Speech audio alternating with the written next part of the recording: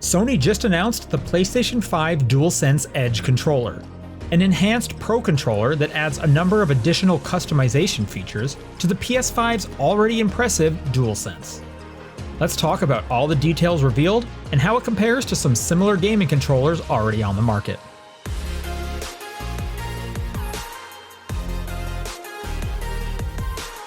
During Gamescom's opening night live presentation, host Jeff Keighley took to the stage to announce the new controller on Sony's behalf. The DualSense Edge, it's a high-performance, ultra-customizable, wireless PlayStation 5 controller designed by PlayStation, and you see there you can have your... The new controller, which PlayStation is calling the DualSense Edge, is a pro version of the standard PS5 DualSense controller.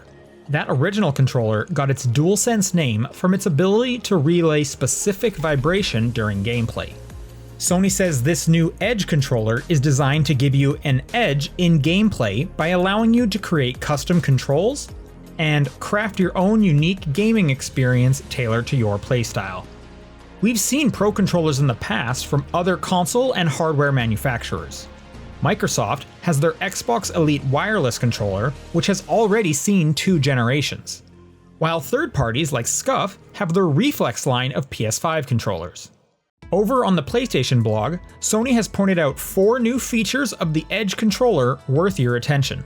The first is the Ultra Customizable Controls. The Edge controller will allow you to remap or even deactivate specific button inputs. It will also allow you to fine-tune your analog stick sensitivity, including the dead zones, which is the distance your analog stick moves before it's recognized in-game. The controller will also let you adjust the travel distance of each trigger. A curious feature, since one of the DualSense's unique capabilities was allowing games to adjust the sensitivity and friction of the triggers based on in-game settings. For example, pulling the bowstring back in Horizon Forbidden West was harder to press than shooting a gun in Call of Duty. Regardless, PlayStation points out that by being able to reduce your trigger's travel distance, faster inputs in competitive settings are now a possibility. The next noteworthy feature is the controller's ability to save multiple control profiles. After setting up your ideal controller layout, you can save that combination and swap between profiles on the fly.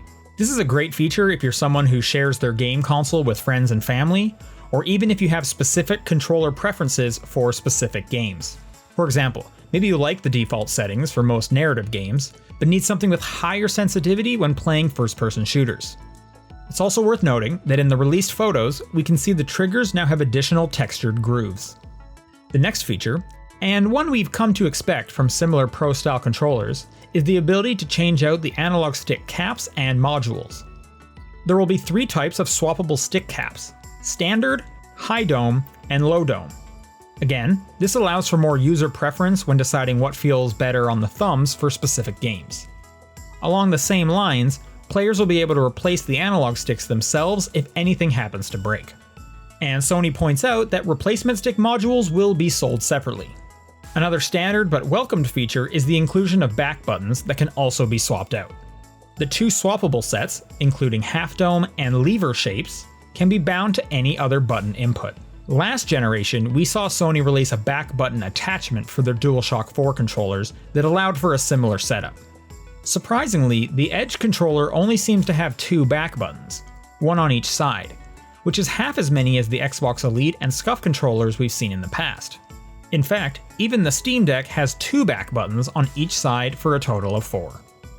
Players who purchase the Edge controller will also get a couple of accessories included. A USB-C braided cable, which uses a connector housing to lock into the controller, and a carrying case to hold the controller and additional components together, while also allowing for pass-through charging. As of right now, there is no launch window or pricing for the DualSense Edge. But if we look at similar controllers on the market, we can assume this one will retail somewhere around $200. So what do you think? Do you currently use a Pro controller? Are you a fan of back buttons?